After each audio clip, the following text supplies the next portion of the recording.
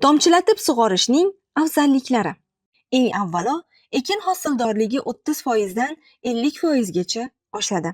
Shu bilan birga suv iste'moli 2-5 barobar kamayadi. Tomchilatib sug'orish orqali energiya 50-70% gacha tejaladi.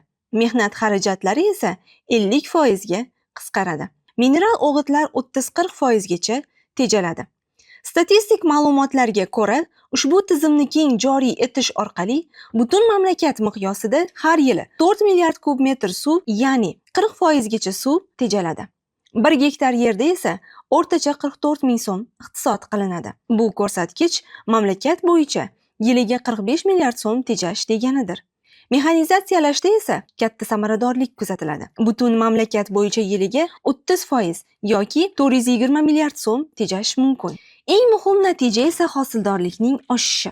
Tomchilatib sug'orilgan maydonlarda har 1 gektardan qo'shimcha 10-15 sentner hosil olinadi.